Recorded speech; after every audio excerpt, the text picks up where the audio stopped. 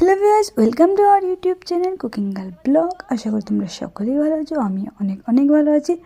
আমি দীপা নতুন আরেকটা মিনি ব্লগ নিয়ে চলে এলাম। তো দেখো, আমি তো গিয়েছিলাম থিয়েটার দেখার জন্য মাসির বাড়ি, বাট থিয়েটার তো দেখা হলো না। ঘরে এসেছি প্রায় রাত 2 বাজে। তারপর সে চাওয়া নিয়ে খেয়ে শুয়ে পড়লাম। আর তারপর সকাল সকাল উঠেই বানিয়ে নিলাম ম্যাগিটা কিন্তু দারুণ হয়েছিল খেতে।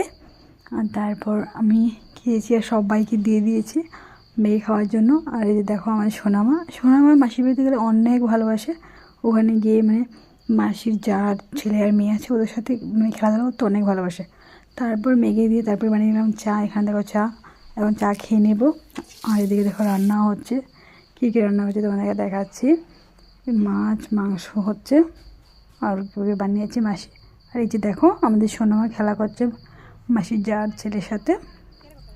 আর মাসি বাড়ি এসে ও তার জন্যই ভালোবাসে, কারণ ওদের ঘরে ছোটো ছোটো বাচ্চা আছে। বাট মাসির নেই, মাসির একটা ছেলে আছে তো বাইরে থেকে পড়াশোনা করে। তো মাসি করে কেউ নেই, মাসি আর মিশু দুজনে একাই আছে। তো এখান থেকে আমি খাওয়া দাওয়া করে নিলাম। আর তারপরে খাওয়া দাওয়া করে যে দেখো মাসিরদের একটা ছোট্ট গার্ডেন আছে, তোমাদেরকে দেখাচ্ছি ঘুরে কত সুন্দর দেখো গাছগুলো। আর এই গাছটা খুবই ভালো লাগে আমার।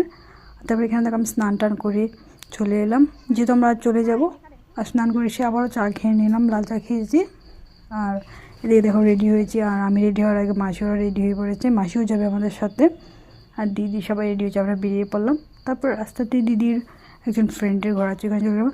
যে দেখতে পাচ্ছ এটা আমার দিদির ফ্রেন্ডের ছেলে, তো ওদের ঘরে বসে কথা বলতে। আর এই যে দিদির ফ্রেন্ড। তারপর এখান থেকে বেরিয়ে চলে এলাম। তারপরে আমরা যাব মামার মেয়ের বাড়িতে যাব।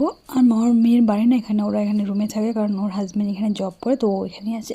তো চলো তোমরা